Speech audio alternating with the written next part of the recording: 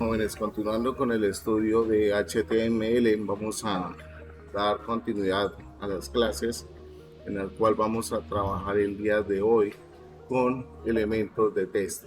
Entonces, de acuerdo a lo que habíamos trabajado el día de ayer, donde veíamos algunos principios básicos de HTML y donde alcanzamos a tocar brevemente algunos conceptos de CSS sin profundidad alguna, vimos cómo podemos aplicar un estilo en línea de código. Cuando hablamos de un estilo de línea de código, estamos hablando de esos estilos que podemos aplicar directamente a una etiqueta. Continuando con el trabajo bajo el entorno de HTML, nos vamos a encontrar con diferentes etiquetas que nos van a permitir poder tener acceso a ciertas características dentro de HTML. Etiquetas que pueden darnos alguna aplicación en un momento determinado, es teniendo en cuenta que todo esto que podemos hacer con estas etiquetas lo podemos aplicar también a través de reglas de estilos con CSS. Tenemos la etiqueta B, que es la utilizada normalmente para poder aplicar una negrita a un contenido. Básicamente y semánticamente, esta etiqueta B fue reemplazada por strong. Son dos etiquetas que tienen el mismo fundamento. Usar una o la otra está bien. Igual, nunca van a sacar, bueno, esperemos que no saquen las antiguas porque la mayoría de gente las sigue utilizando por costumbre. Tenemos la etiqueta I, que se utiliza específicamente para colocar texto en formato enfatizado, es decir, tenemos texto en cursiva. Esta etiqueta I fue reemplazada semánticamente por EM. ¿Okay? Pasa lo mismo que la B. Tenemos una etiqueta que es la etiqueta small. La etiqueta small básicamente se utiliza para poder aplicar un contenedor de texto para reducir el tamaño a lo mínimo de una fuente. Es como si nosotros colocáramos la famosa letra pequeña de un contrato. ¿Okay? Entonces él va a colocar el texto en forma muy mínima para que nosotros podamos agregar alguna información, algún elemento explicativo de algún campo, columna que tengamos que darle al usuario. Tenemos la etiqueta de marcación, que esta etiqueta de marcación básicamente me va a permitir establecer, ¿cierto?, un texto el cual va a estar resaltado en un color determinado. En este caso está en color amarillo. Es como si tuviéramos una anotación dentro de nuestro documento. Realmente este tipo de etiquetas es muy raro se utiliza. Tenemos el comando del, que básicamente me va a permitir poder darle a entender a un usuario que un elemento o el contenido de nuestro texto fue eliminado. Esta etiqueta es muy utilizada especialmente cuando realizamos catálogos en línea, donde yo quiero mostrarle al usuario su precio antes y ahora es donde el precio aparece tachado, ¿no? Entonces, más o menos es esto. Ahí tenemos el pequeño ejemplo en el cual estamos aplicando todo. Entonces, por favor, ahí basados en ese ejemplo que tenemos en pantalla, ustedes dentro del documento que han estado trabajando, por favor, van a aplicar ese ejercicio.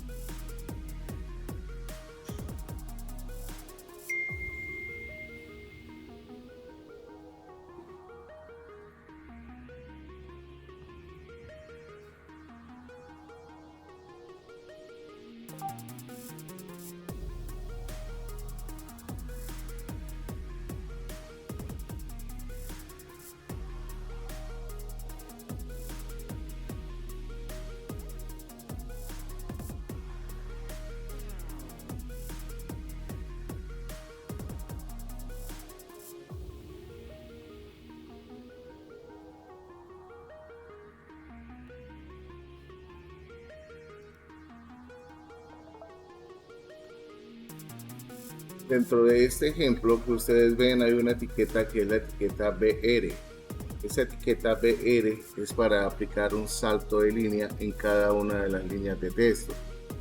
Normalmente en la web, si ustedes no aplican un salto de línea, él por defecto siempre el contenido lo va a colocar en forma lineal hasta cumplir con los límites de la página, con las márgenes. Entonces el BR me permite pues, aplicar ese salto de línea o ese enter que ustedes conocen, ¿okay? Es para que lo tengan presente en este documento. Bien, jóvenes, entonces aquí básicamente lo que hemos hecho es trabajar sobre algunas etiquetas basadas para formato de texto. Todas estas etiquetas me van a permitir aplicar alguna característica fundamental a un texto determinado dentro de nuestro documento web. Tenemos otras etiquetas, pues existen, pero pues digamos que muy rara vez se utilizan dentro de diseño web, pero vale la pena mencionarlas ya que en algún momento suelen aparecer sus aplicaciones. En este ejemplo, por ejemplo, tenemos la etiqueta sub, que es subíndice. Básicamente el subíndice me permite aplicar a un texto esa característica. Como vemos el ejemplo, tenemos el H2O y yo quiero representar el número 2 como un subíndice. Para eso se utiliza. También tenemos el superíndice, es decir, lo que ustedes conocen como una potencia, como el elevado. Entonces básicamente lo que me permite expresar es una fórmula donde puedo indicar, en este caso el ejemplo, 3 a la 2 igual a 9. ¿Okay? Para eso se utilizan estas dos etiquetas. Que sean útiles o no, pues eso sí ya va a depender de cada uno de los requerimientos que ustedes tengan que hacer en una determinada página web. Que lo van a aplicar o no, pues eso va a depender de los requerimientos que se tengan en una página web. ¿Okay?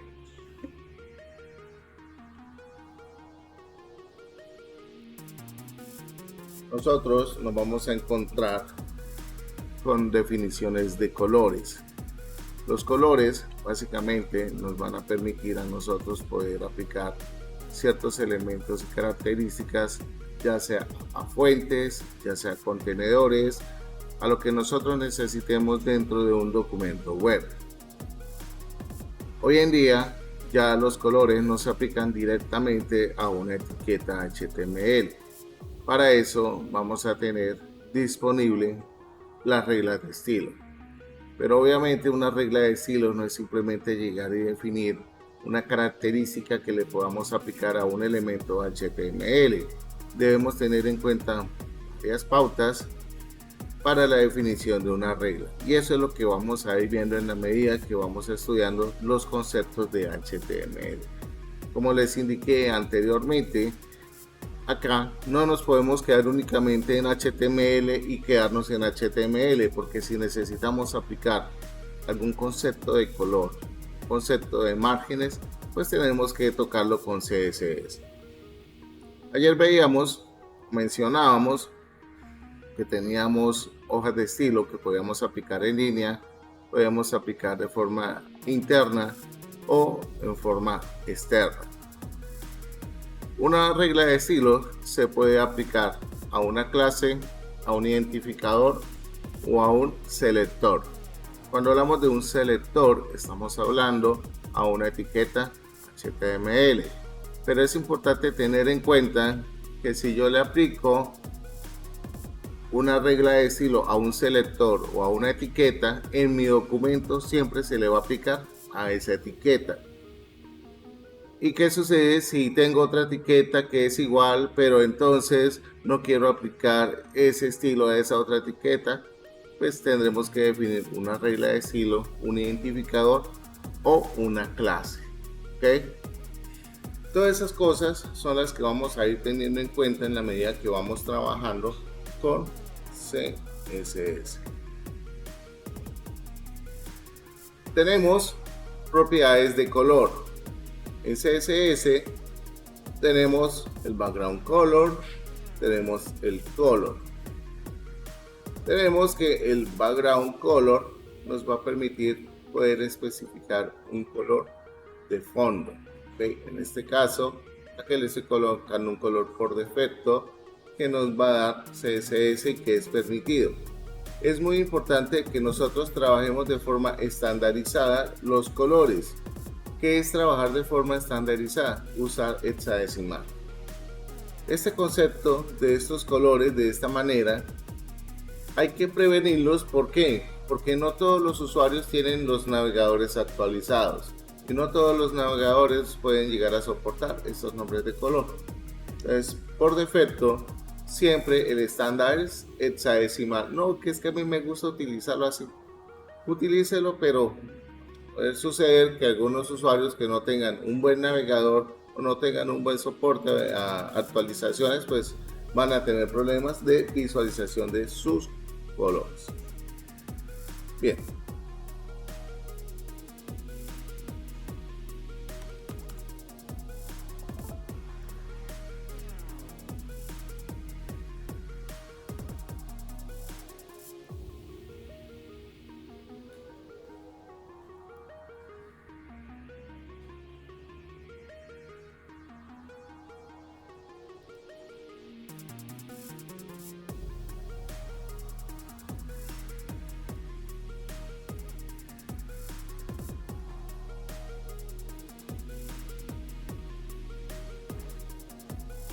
Entonces, ayer veíamos este corto ejemplo en el cual veíamos la manera de cómo nosotros podemos trabajar con una regla de estilo en línea. Las etiquetas HTML suelen tener una propiedad que es conocida como la propiedad ID. Una característica y una regla fundamental de la propiedad ID es que es única dentro del documento web. Quiere decir que yo no puedo repetir ese mismo nombre en otra etiqueta. ¿Okay? Deben ser totalmente diferentes.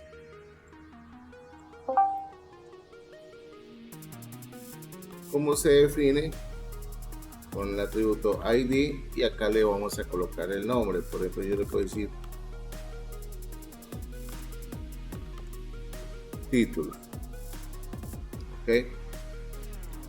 Yo puedo tener acá y aplicar un ID llamado título. No, porque el mismo navegador me va a decir que no, que eso no está permitido, que hay un duplicado en ID. Si yo quiero que este H1 y este H5 se comporten con las mismas reglas de estilo, ya no lo puedo definir a través de un ID. Lo debo definir a través de una clase. ¿Ok? A través de una clase. Para esto, sencillamente lo que hacemos es colocar la palabra class y a continuación debemos definir ese nombre de clase. Por ahora, como dicen los programadores, vamos a hacer esto a lo maldita sea. ¿Existen estándares para definir nombres de clase? Sí. Existe una metodología que es la metodología BEM. Y ustedes la van a tener que aprender acá. Metodología BEM me enseña cómo debo colocar los nombres de clases para prevenir errores de sintaxis, de reglas, e incluso me va a permitir definir esos segmentos en cuanto nosotros tenemos grupos dentro de CSS. ¿Okay? Más adelante vamos a ver un montón de conceptos un poco más profundos sobre CSS. Aquí hasta ahora estamos como comenzando a entender un poco este tipo de cosas. Yo puedo decir aquí título. Estos son dos cosas totalmente diferentes, ¿ok? Son totalmente diferentes. A pesar de que dentro de una regla de estilo puede ser muy similar, sí, puede ser. Entonces, vamos a trabajar con una regla de estilo externa. Vamos a mirar cómo se definen reglas de estilo. ¿Listo? Por acá tenemos nuestra carpeta CSS. Voy a decirle que voy a crear un nuevo archivo. Normalmente, siempre por tradición, por lo que ustedes quieran, esto siempre le ha llamado style.css. Siempre le colocan ese nombre. Eso es como el hola mundo en todos los lenguajes de programación. ¿Okay? ¿Le puedo colocar otro nombre? Sí, ustedes le pueden colocar el nombre que más gusten. Pueden colocarle mis estilos, incluso puedes colocarle estilo, qué sé yo, noticias, estilo imágenes. Bueno, ustedes pueden definir la cantidad de estilos que requieran. Pero eso sí, teniendo en cuenta que CSS nos traduce estilos en cascada, ¿no? Cuando hablamos de estilos en cascada, significa que siempre se va a aplicar de arriba hacia abajo. Deben tenerlo presente. Lo primero que yo voy a hacer acá es entrar a una página que se llama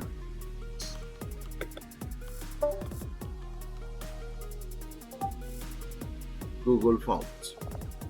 Google Forms es una página muy utilizada en la parte de diseño web, donde vamos a encontrar una gran cantidad de contenido, donde vamos a encontrar una gran cantidad de texto. Por acá yo puedo entrar acá a Google y aparecen todos los tipos de letras. La tradición ya no es Arial, sino robot. Todo el mundo utiliza ese tipo de letra. ¿Por qué? No sé, de pronto se ve muy bonita, no tiene tanto adorno, es bien legible, etc. Yo puedo darle clic acá y básicamente acá me está diciendo que obtenga esa fuente. ¿Cómo la va a obtener?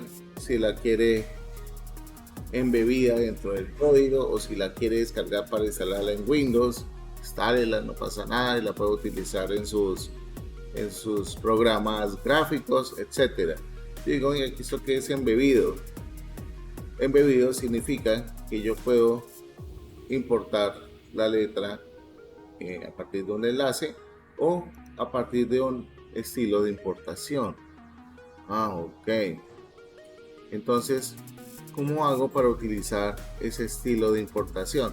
Entonces, fíjense que aquí Google, la paginita, me dice, mire, hágalo así, no se preocupe, ahí le dejo un ejemplo para que lo haga. Ok, entonces yo puedo decirle, venga, ¿será que si me llevo esto, así tal como está, yo lo puedo pegar? Aquí dice, pegue esto dentro del ¿qué? Del encabezado o dentro del header. Pero ¿será que yo me puedo llevar esto de esta forma? Le doy un control C acá. Vamos a mirar si me dice aquí algo más. No me dice nada más. A ver, por acá, Android para Flutter, listo. Vengo para mi documento y lo voy a pegar acá.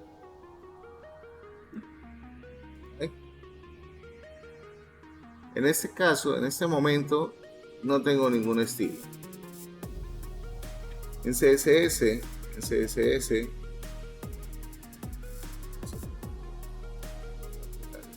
acá, en CSS existen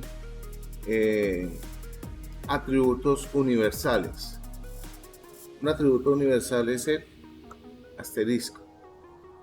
Ese atributo universal, que es el asterisco, me va a permitir especificar que lo que voy a colocar acá, la regla, se va a aplicar a todo el documento. ¿Ok? Se va a aplicar a todo el documento.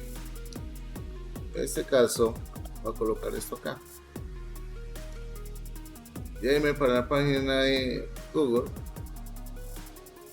y me dice, haga esto, si quiere tener las clases para las fuentes.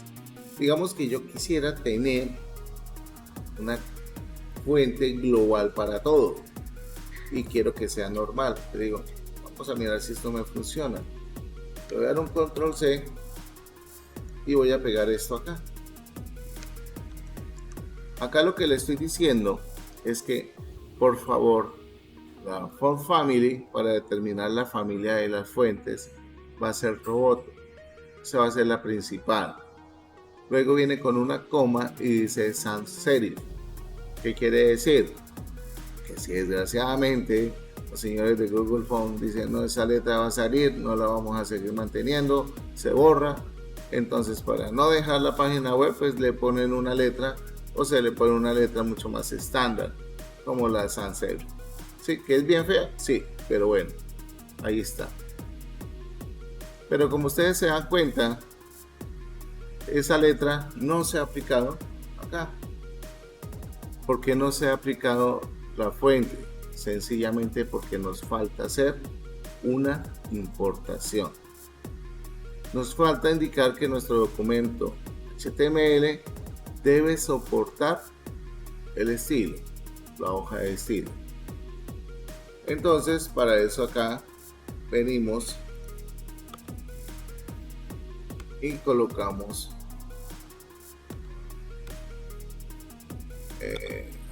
que es style,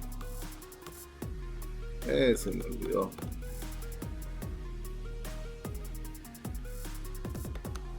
pues no me está ayudando, espera que solo tenemos por acá.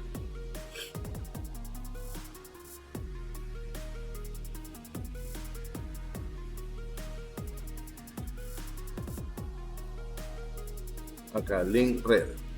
Esto es lo que tenemos que especificar. Obviamente, el rel tenemos que especificar que es un CSS, ¿no? No podemos hacerlo de esta forma. Vean qué es lo que pasó acá. Ahora sí. Acá lo tenemos. Link 2.css. Si yo le doy un enter, él me va a colocar toda la estructura. ¿Ok? Me va a colocar toda la estructura. Donde el rel, digamos, estamos haciendo referencia a qué tipo de archivo o cuál es el formato de ese archivo.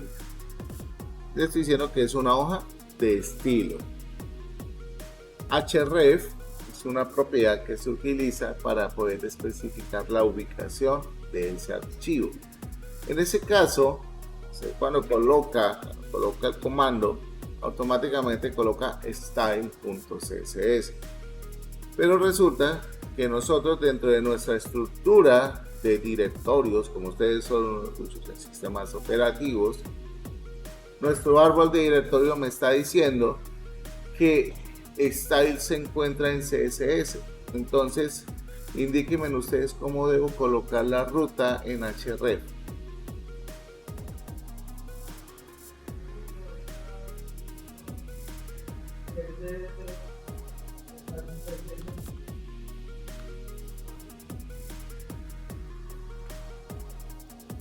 Notemos que automáticamente cuando le aplico la ruta de mi hoja de estilo, automáticamente el texto cambia. ¿Por qué cambia de forma automática?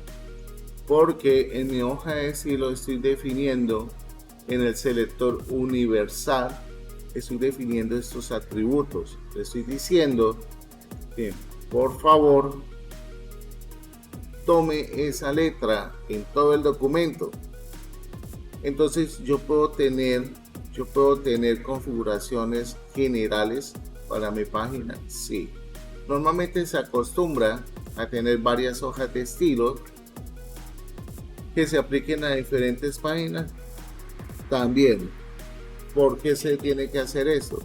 Porque no siempre las páginas van a tener el mismo estilo. Algunas pueden cambiar dependiendo de algo.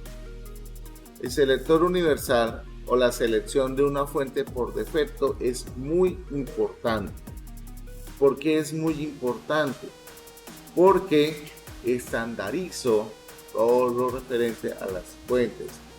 Quiere decir que si mi usuario, mi cliente me dice, venga, es que esa letra no me gusta, cámbiela. Entonces ya voy a cambiar esos estilos únicamente en mi CSS principal. Entonces, si yo vuelvo aquí a la página web, aquí me dice, venga, pegue todo esto en su CSS. Listo, voy a pegar todo eso en el CSS, voy a hacerle caso, me voy a llevar todas estas clases que él está definiendo.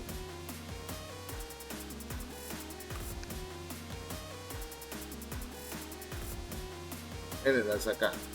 Entonces yo puedo tener unos estilos de fuentes, no sé, fonts o fuentes.css, qué sé yo.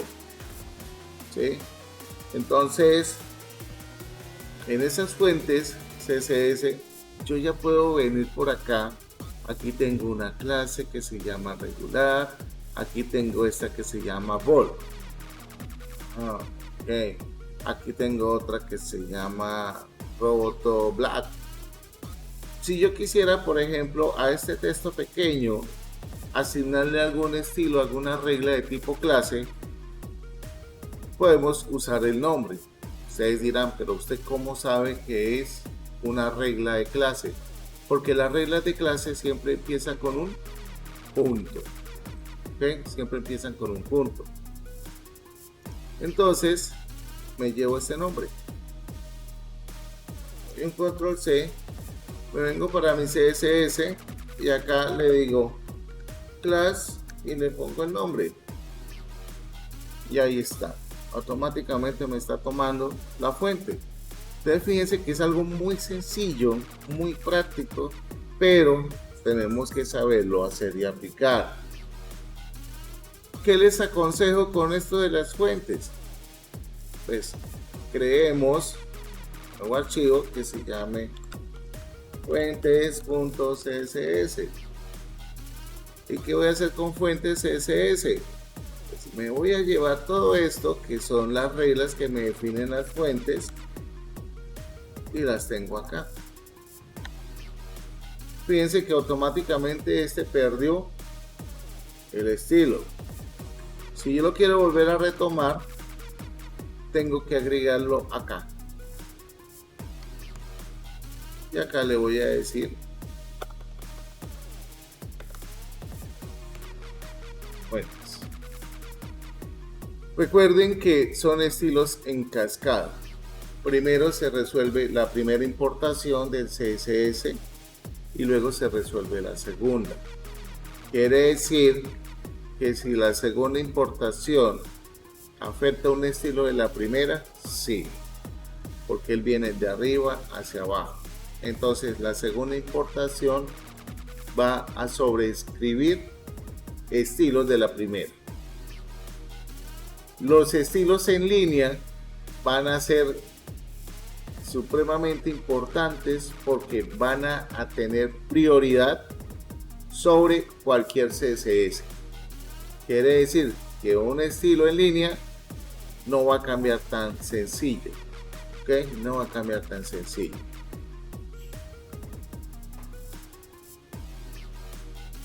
Bien. Preguntas hasta acá de la importación de fuentes. Preguntas hasta acá sobre el selector universal. Vamos por favor a hacer el ejercicio de la importación entre la Google Fonts. Bueno, jóvenes, continuando entonces por acá con el contenido, lo siguiente que vamos a mirar, además de las fuentes, vamos a seguir trabajando con los colores. Nosotros podemos observar que tenemos estilos específicamente para ciertos elementos. En este caso, dentro de un documento web existen algo que se llaman los contenedores. Los contenedores son los famosos div. También existen contenedores que son conocidos con el nombre de spam. Cada uno de estos dos señores pues cumplen una labor específica dentro del documento web. Dentro de los estilos yo puedo definir elementos que me permitan tener una mayor cobertura dentro de mis diseños. Y yo puedo agrupar contenido para hacerlo más legible, poder aplicar mejores cosas. Sí. Para esto, utilizamos estos señores. Por acá, básicamente lo que voy a hacer es agregar un Loren.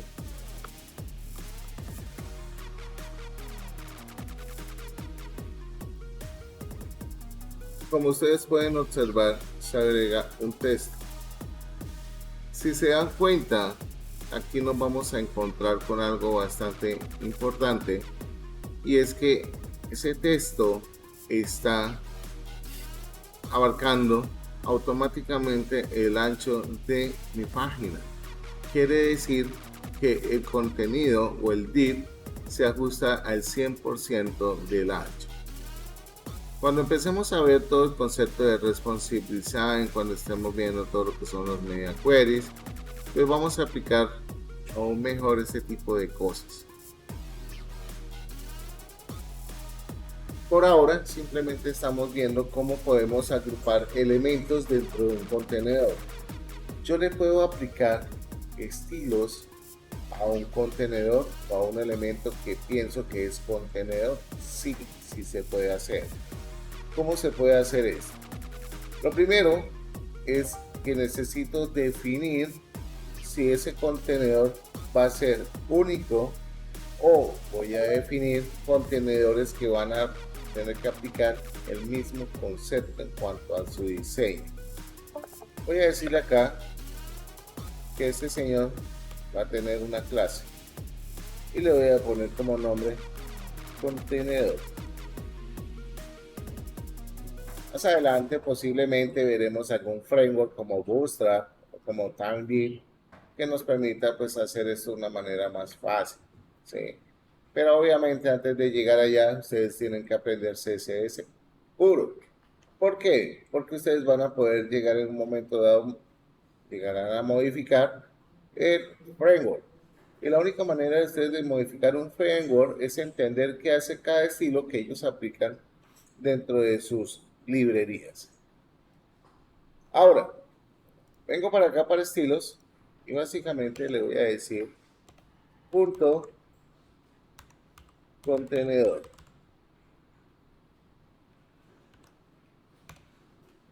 Y acá puedo colocar un background color. Y acá puedo decirle que quiero que sea beige. Y automáticamente todo el contenido, fondo, se vuelve de color beige. Como ustedes se pueden dar cuenta, tenemos el texto, da una sensación de que estuviera muy apretado dentro del contenido, porque está tocando todos los bordes. Resulta que en CSS yo puedo establecer márgenes externas como márgenes internas. Eso se llama el contenido en caja. Por ahora voy a simplemente a mostrarles la propiedad que me permite aplicar ese tipo de cosas. No vamos a ver contenido en caja ahorita, eso lo vamos a ver más adelante, que es el box model. ¿Cómo puedo aplicar ese atributo? Ese atributo es conocido con el nombre de padding. Padding tiene tres maneras, bueno, cinco maneras de trabajar. La primera es asignar 10 píxeles. Como ustedes se dan cuenta, en este momento tenemos que internamente se generó un margen en el cual pues, vamos a tener una mayor separación de los bordes versus lo que tenemos en contenido. ¿Ok? Acá le estamos aplicando el padding a todas las áreas. ¿Cómo así que a todas las áreas? Tenemos este elemento.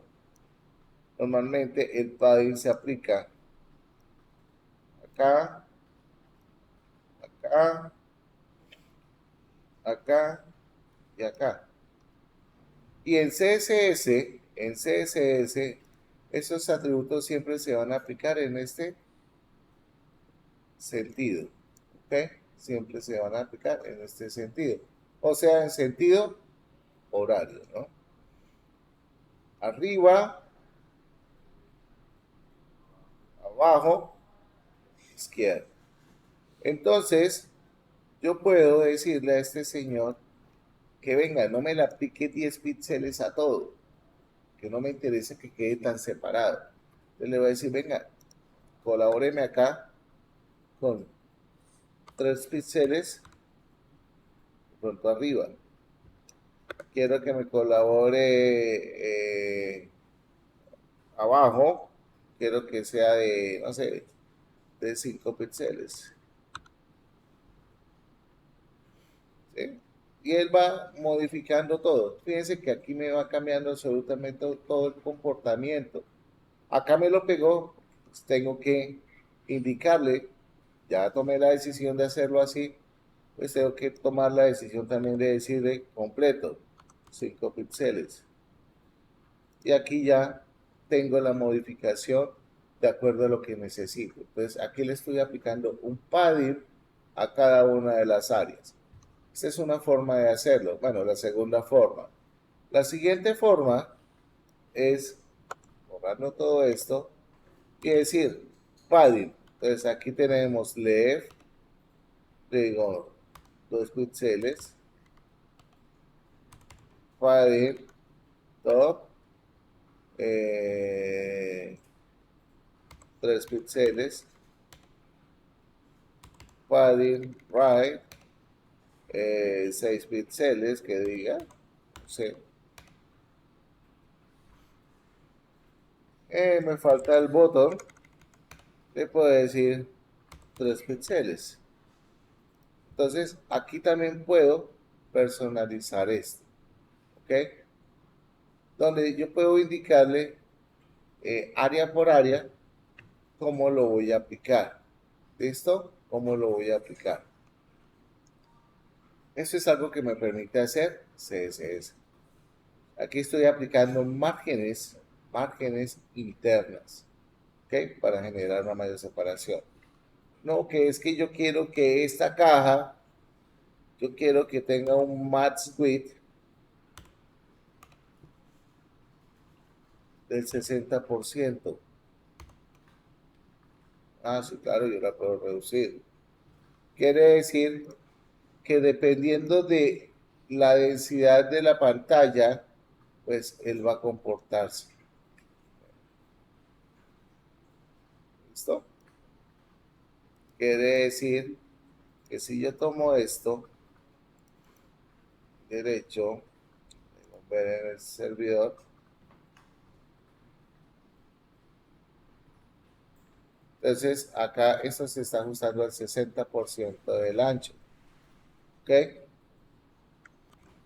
Fijémonos que aquí este señor está ocupando el 60% de todo mi espacio. ¿Ok? Si yo esto lo paso a móvil, el 60% que va a ocupar no va a ser este mismo, porque va a ser con respecto a la pantalla del dispositivo móvil. Entonces, F12 y acá le voy a decir que quiero que sea móvil o quiero que no sea móvil. Acá me está diciendo que sea responsive design. Yo digo, venga, quiero que se enfoque para un iPhone. Va a ser muy diferente el tamaño. Incluso por acá digo, venga, rótelo. Va a ser diferente el comportamiento. ¿Ok? Entonces, todas estas cosas hay que tenerlas muy presentes a la hora de que nosotros estemos diseñando. ¿Ok? Bueno, deshabilitar el modo mobile y acá pues quedó modo responsivo. ¿Ok? Acá vamos a darle acá, responsive design, y ese modo es muy importante porque me va a permitir modificar el comportamiento. ¿Listo? Bueno,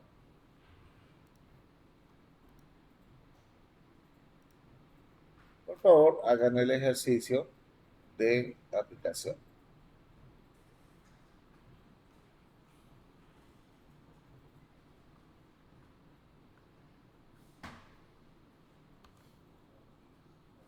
Continuemos acá. Tenemos los atributos de borde. Los bordes me van a permitir colocar, pues, en algún momento, dado en nuestra existencia de diseñadores front, la necesidad de colocar bordes, ya sea en la parte superior, la parte inferior, si queremos bordes punteados, si queremos bordes, como si los tengo por acá, acá están, punteados, sólidos, doble línea, etcétera. Yo puedo colocar bordes a la izquierda, a la derecha, como nosotros queramos utilizarlo. ¿Ok? Realmente hay que tener muchísima precaución con los bordes porque, digamos, la gente o los diseñadores, algunas personas que montan esos elementos, ponen bordes muy gruesos, bordes muy marcados y eso ya hoy en día eso no se usa. O sea, los bordes hay que saberlos manipular y llevarlos como a un tono de contraste que se tenga entre el contenedor versus lo que estamos haciendo. Existen páginas que me permiten definir bordes, que me permiten definir elementos como por ejemplo sombras y fácilmente yo puedo aplicarlos dentro de mi contenido CSS. ¿Ok? En Internet hay muchos recursos que nos van a facilitar aplicar el diseño, si no nos acordamos cómo hacerlo.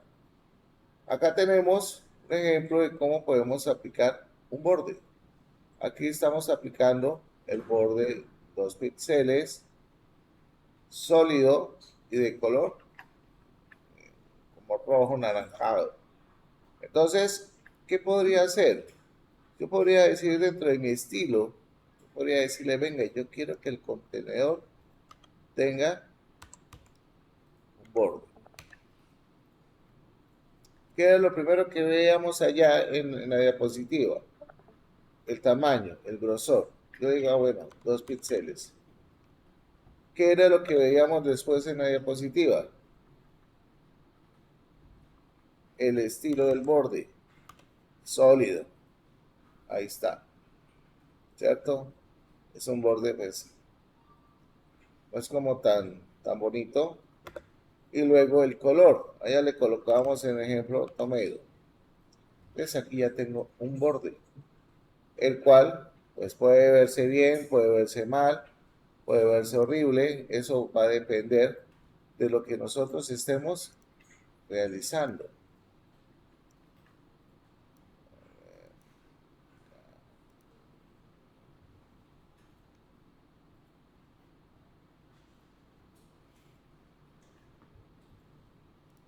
Entro aquí a elementos, busco acá la flechita de selector y vengo y lo doy clic acá. Y aquí tengo la configuración del borde. Si lo doy clic acá, pues tengo la herramienta para el color. Interesante de esta herramienta es que yo puedo tomar este goterito y traerlo para acá y le doy clic. Ah, bueno, más o menos estoy tomando el fondo que tengo acá. Entonces vengo y digo, venga, quiero que el borde cambie un poquito, esté como entonado acá. Digo, venga, ¿qué más puedo hacer acá con esto? Además de color. Acá tenemos algo que es la transparencia. Yo puedo hacer el borde un poquito más transparente para que no se vea como tan marcado. ¿Ok? Entonces, todas estas cosas yo las puedo manipular desde el editor del navegador. Por eso es muy importante utilizar esta herramienta. Control C.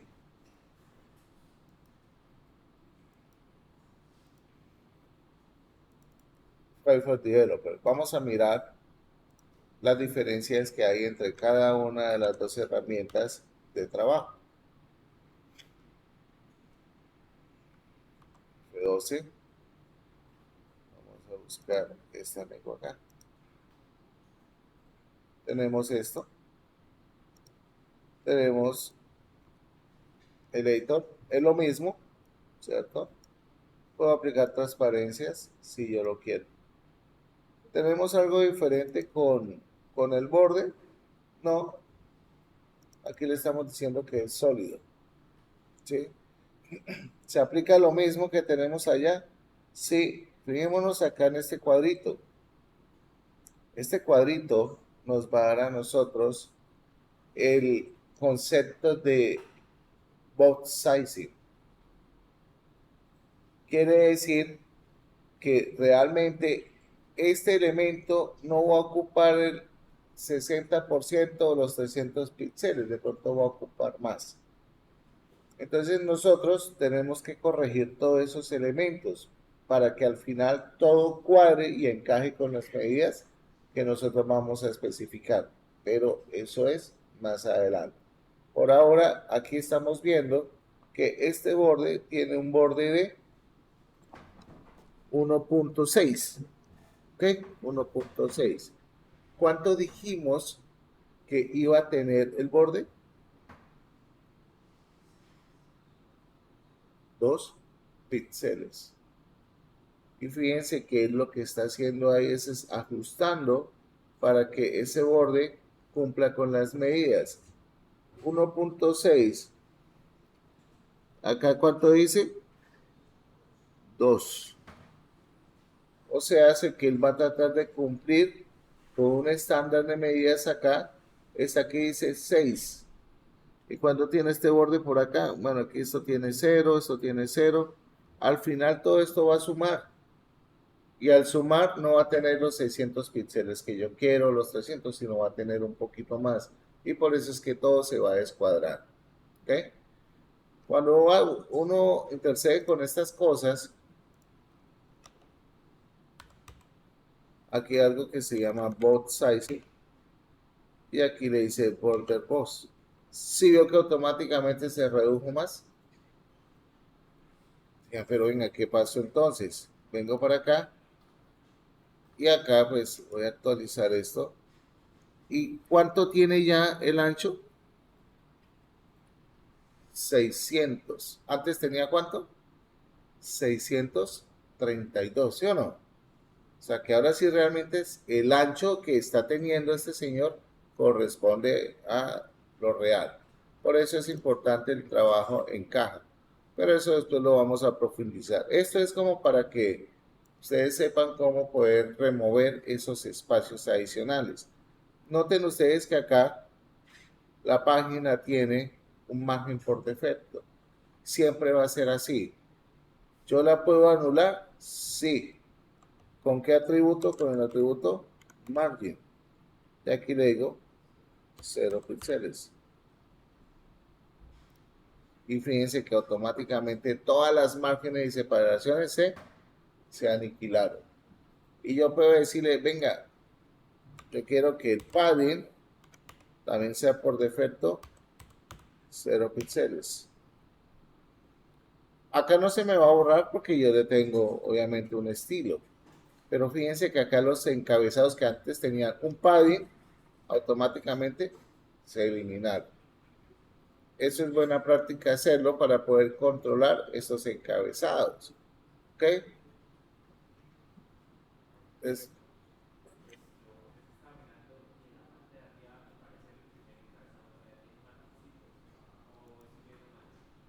¿En dónde?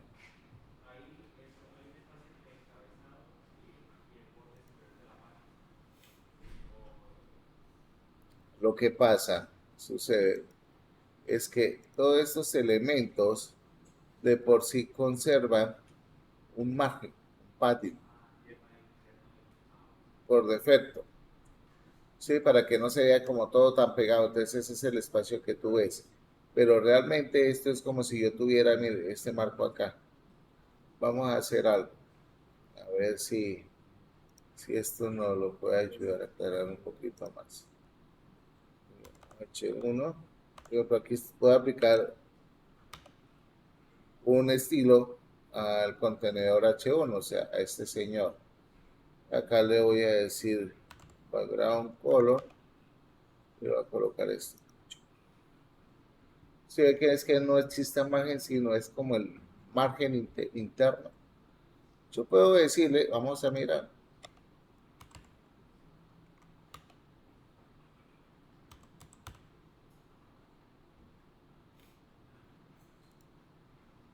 ahí digamos que ya estamos teniendo o ya estamos tratando de minimizar todo, hacer que todo sea más compacto. Incluso, mire, si ustedes se dan cuenta acá, el ancho del H1 está referenciado ¿a qué? A a toda la página.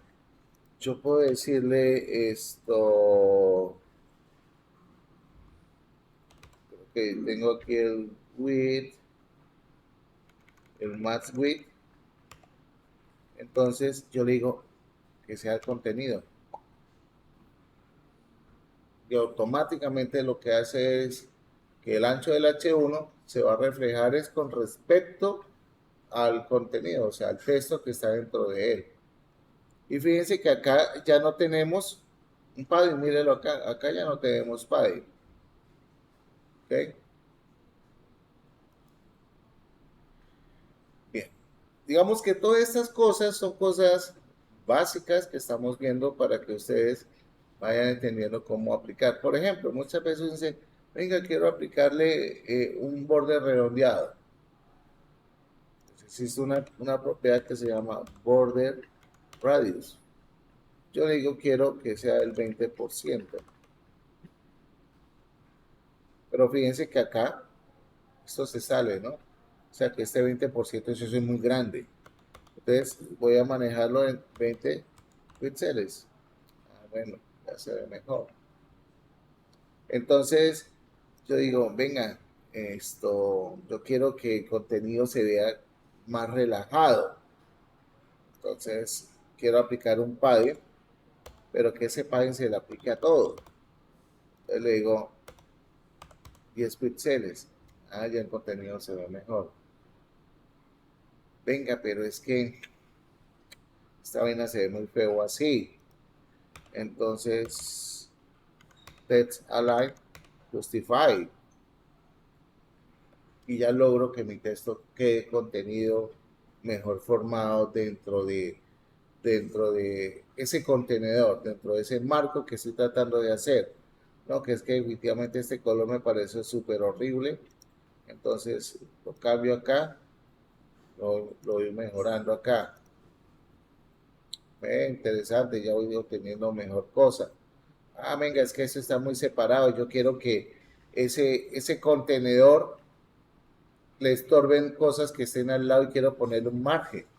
Digo, ah, bueno, entonces le digo, venga, aplíquele un margen de, no sé, 5 píxeles. Eso ya me lo separa tanto de contenido, tanto arriba, abajo, izquierda, derecha. Entonces, el contenido que vaya a estar al lado de él va a tener una separación por defecto. ¿Ok? Separación por defecto. Acá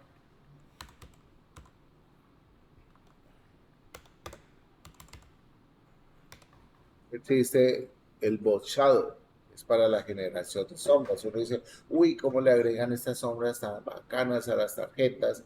Eso es sencillo, pues obviamente si usted manipula muy bien los atributos de sombra lo puede hacer, pero tenemos páginas que nos ayudan a realizar ese bot shadow con algunas ayudas. Obviamente, pues tenemos que entender cómo funciona y para qué es. Aquí yo le puedo decir, venga, yo quiero que sea un colorcito acá, que yo quiero que tenga una opacidad, que no sea tan oscuro. Por acá tengo, a ver, ¿dónde está esto? Altura, radio de la sombra. Yo puedo colocar esto. Digamos que tengo esto así. Y él me dice por acá, ¿dónde está? ¿Dónde está? Aquí está el contenido. Me dice, mírelo, aquí está. Aplique esto. Ponchado. Control C y vengo y lo pego acá.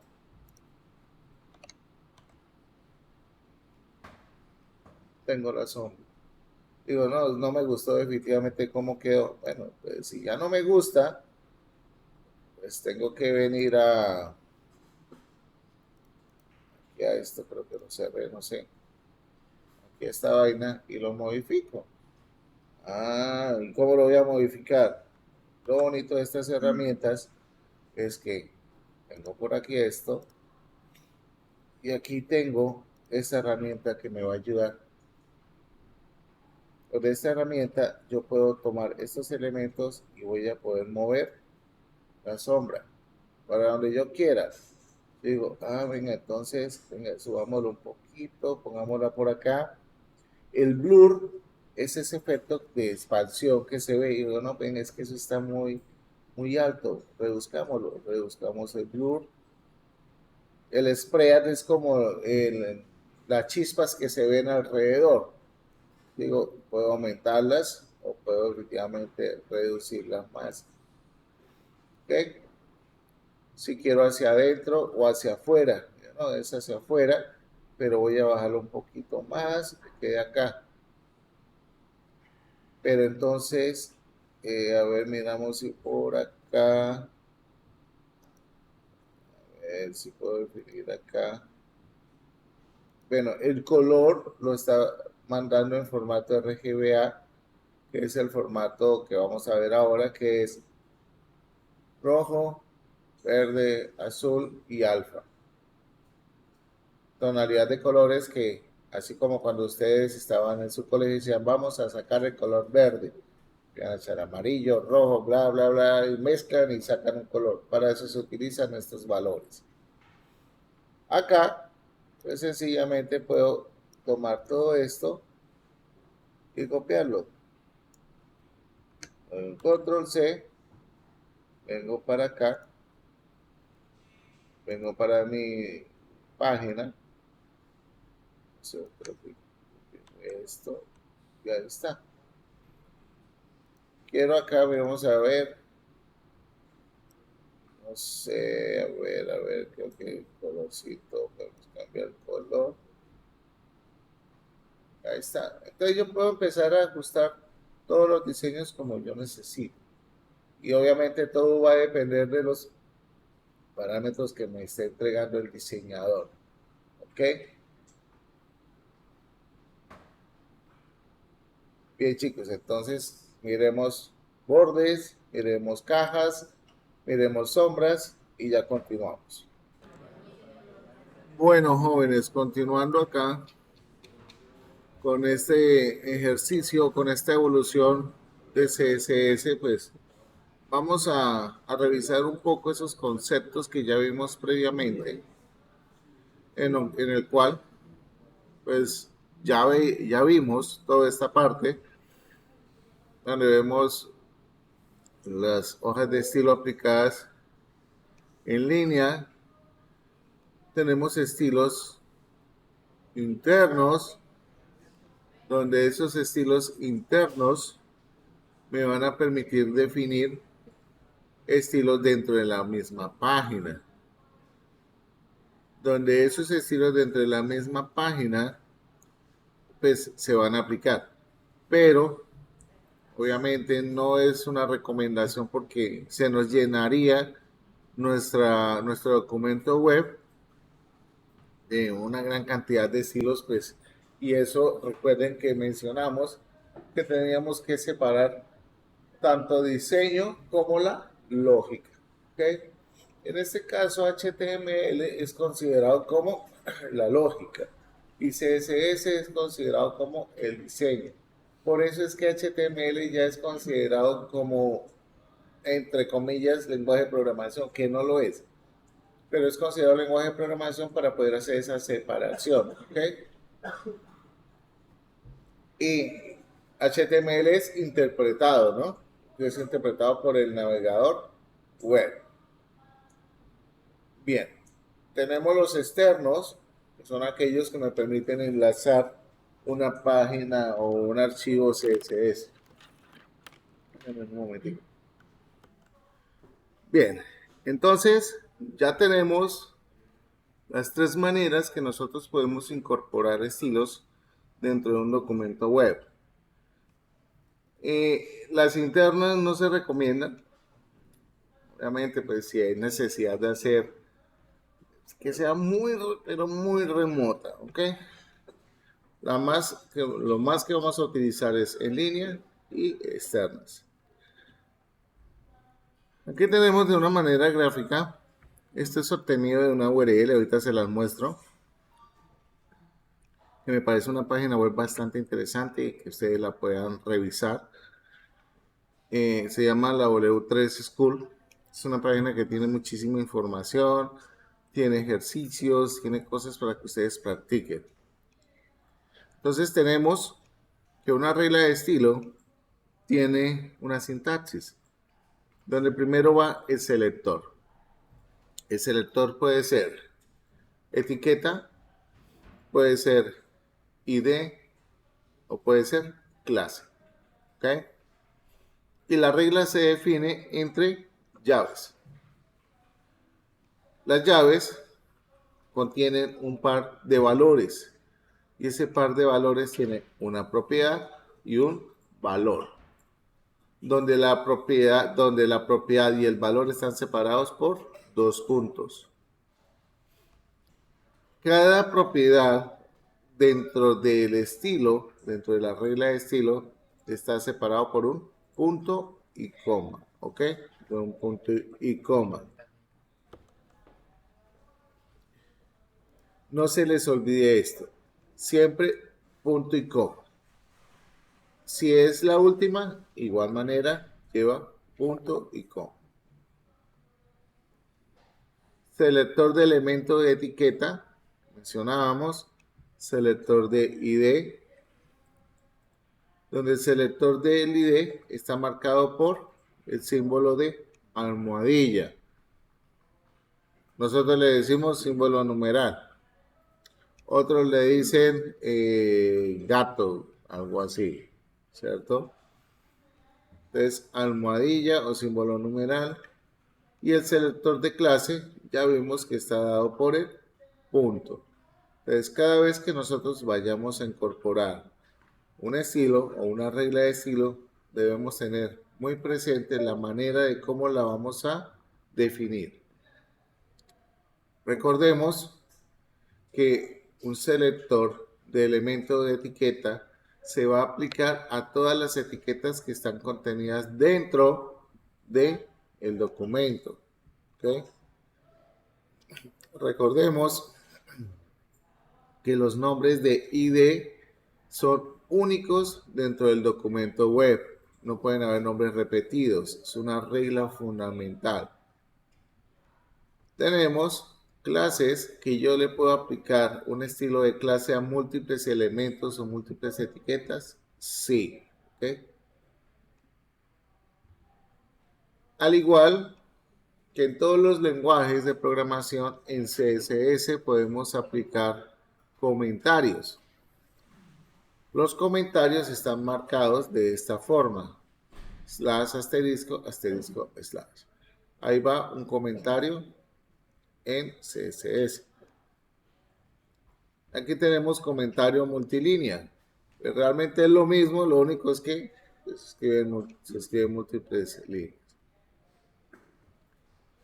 Tenemos los colores por nombre, que ya lo vimos. Tomato, orange, medium green, gray, etc. ¿Okay?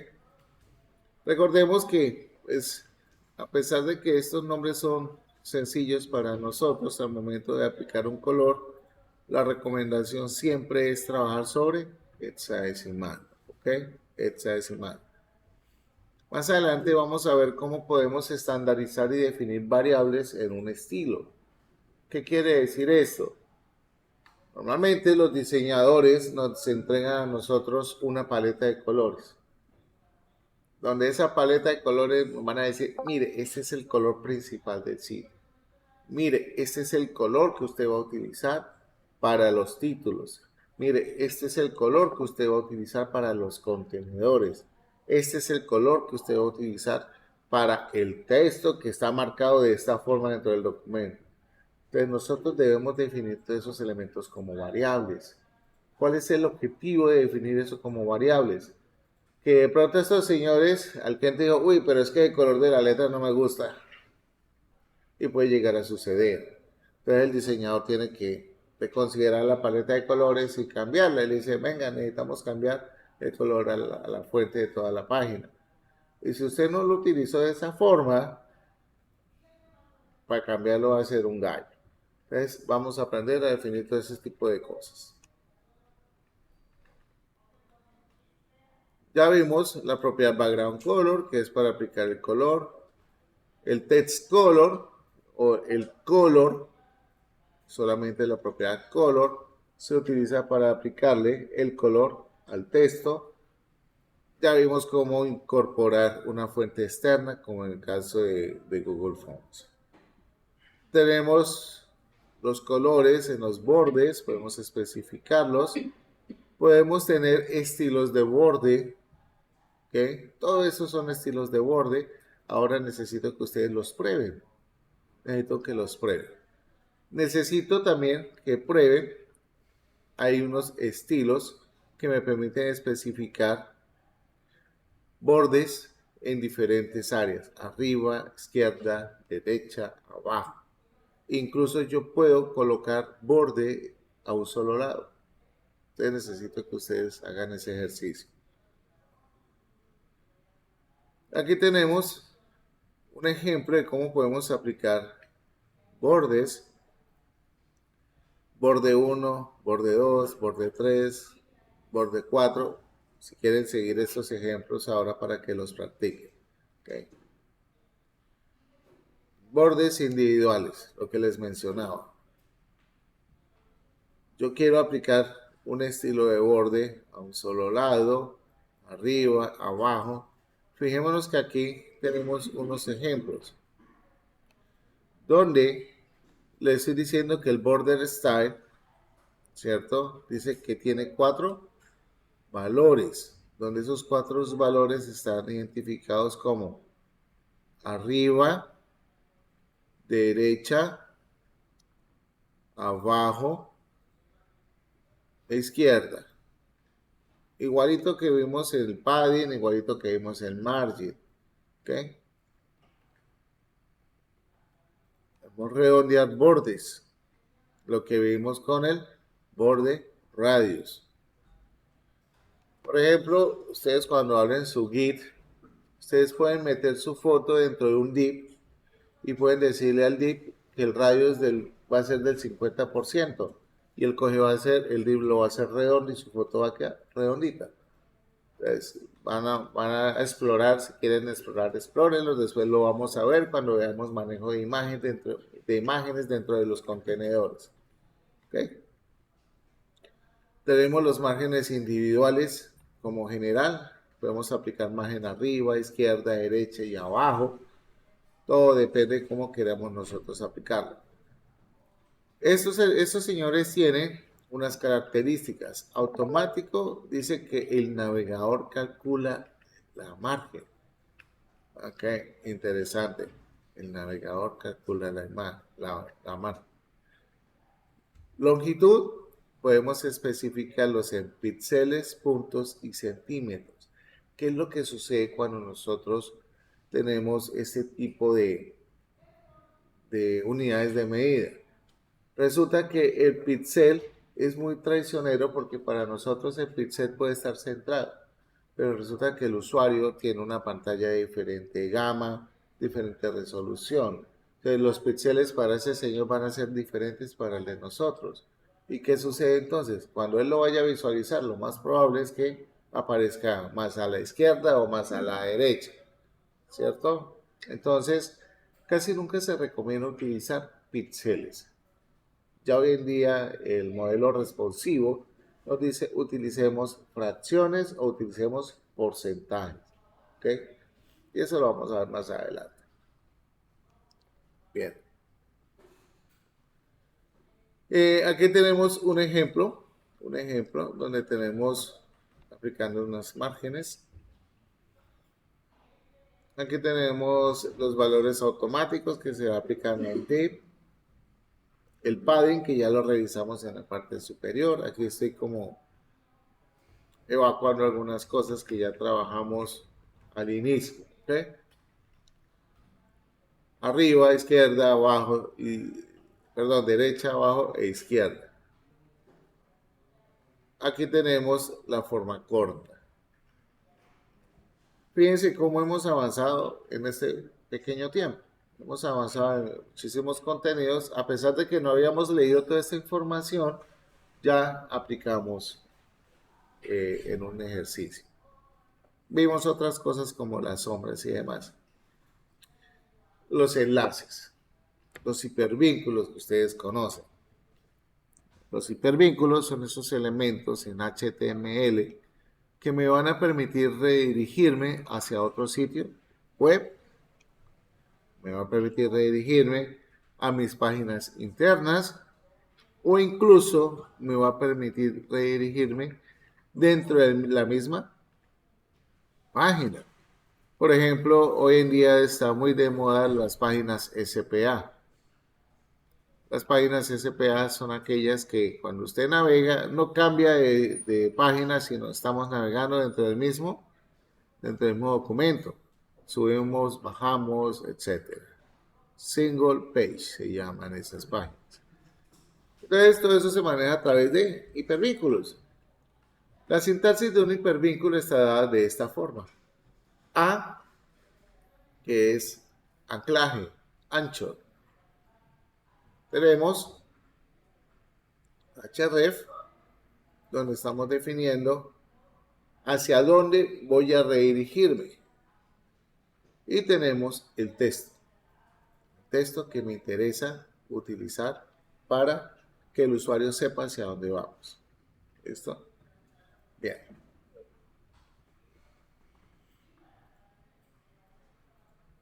Los enlaces tienen una propiedad que es la propiedad de target.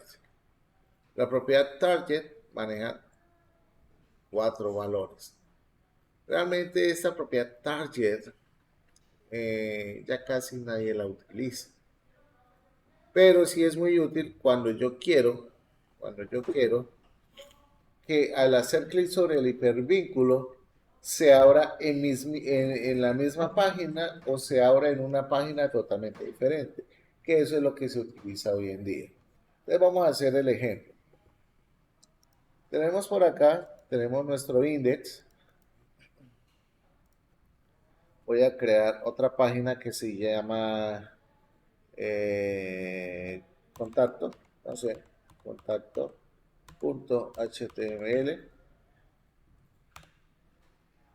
Voy a colocar aquí esto.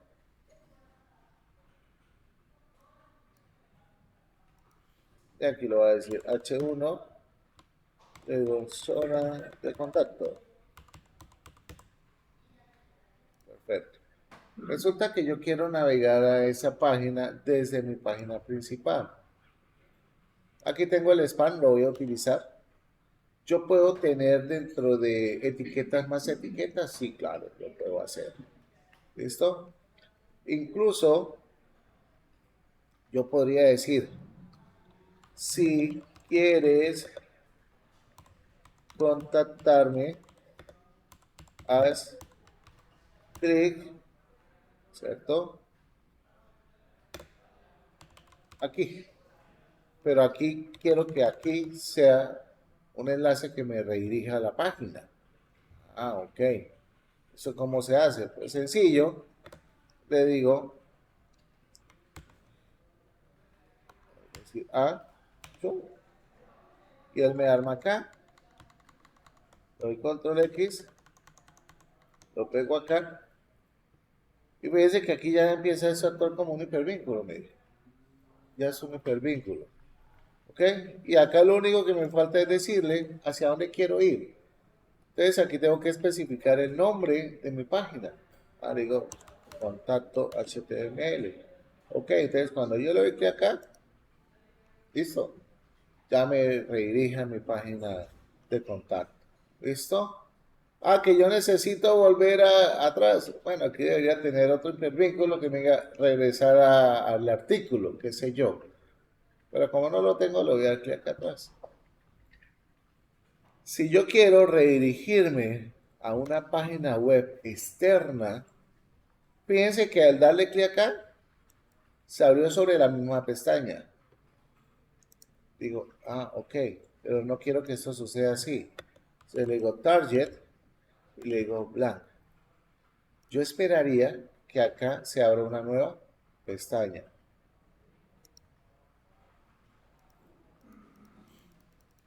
Tía, pero venga, ¿por qué no funciona? Lo más probable es que como estoy trabajando dentro de Visual Studio, de pronto no está haciendo el enlace. Vamos a ver qué es lo que pasa. Voy a tratar de abrir en otro lado.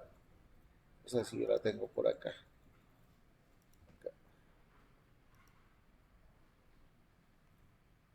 Aquí se abrió en otra pestaña. Aquí tengo la pestaña original y aquí tengo la pestaña de la otra página.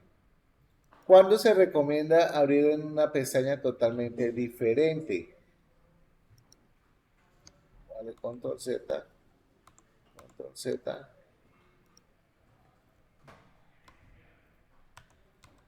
buscar en a Google. Si yo quiero buscar en Google, pero no me interesa perder el foco o la pestaña de mi página. Entonces hago que Google se abra en un target blanco, o sea que se abra en otra pestaña.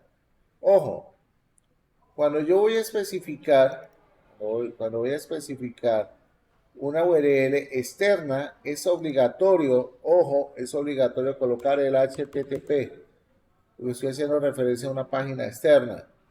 Dos puntos, slash, entonces acá se le coloco www.google.com. Listo. Vengo para acá, voy a actualizar y aquí lo tengo. ¿Ok? No pueden omitir el HTTP, es obligatorio. Ay, venga, ¿qué? ¿Por qué usted lo hizo entonces con la página interna? No, porque, porque esto está dentro de la misma, digamos, dentro del mismo repositorio nuestro, del mismo recurso. ¿Ok? Bueno, bien, chicos. Entonces, por favor, vamos a tomar esas diapositivas, vamos a practicar con todos los bordes, vamos a practicar con los hipervínculos y ya con esto, pues vamos a ir cerrando el día de hoy.